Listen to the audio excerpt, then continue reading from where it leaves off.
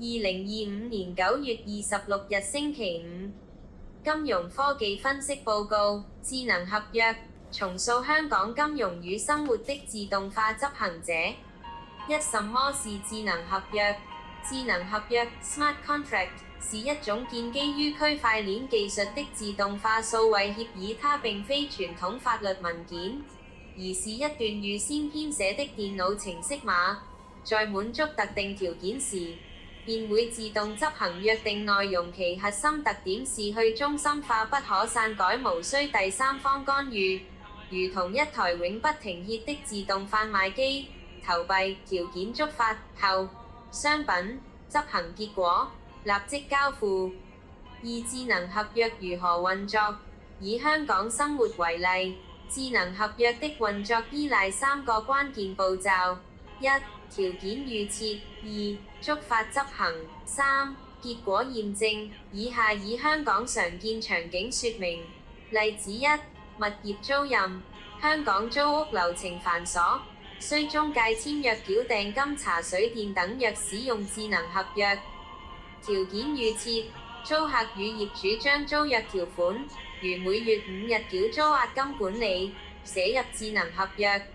觸發執行，租客透過電子錢包轉帳租金後，智能合約自動驗證款項，並在區塊鏈上記錄若逾期未繳，合約自動鎖定電子門鎖，如香港常見的智能門鎖系統，直至付款完成。優勢：省去中介費用，避免租務糾紛，押金由程式自動管理，退租時無需爭執。例子二：保險理賠。香港颱風季節常導致商戶損失，傳統保險理賠耗時數周，智能合約可實現即時理賠。條件預設，保險公司將理賠條件，如天文台發布10號風球即觸發，寫入合約。觸發執行，一旦天文台數據觸發條件，智能合約便自動將賠付款項轉至商戶帳戶。優勢：減少文書作業，防止人為延遲或爭議，提升效率。例子三：供應鏈融資。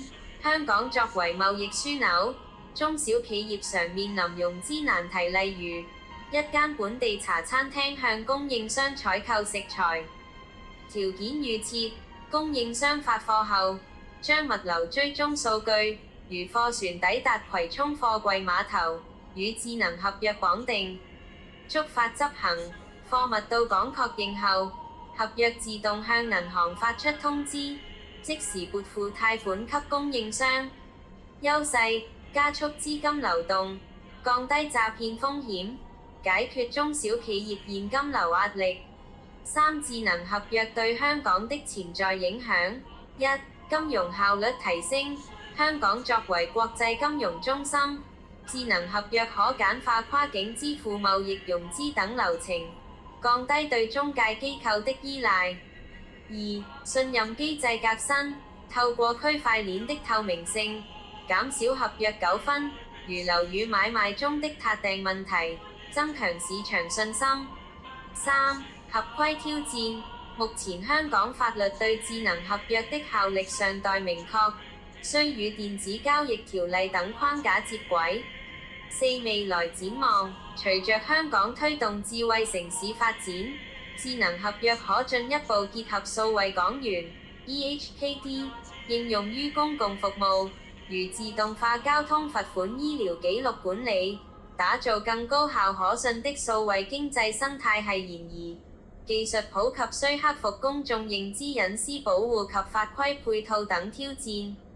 結語：智能合約不僅是技術工具，更是重塑香港商業邏輯的契機。從租屋到融資，它正以程式碼即法律的方式，為城市注入自動化與透明化的新動力。全文配樂：聖思我知誰掌管明天。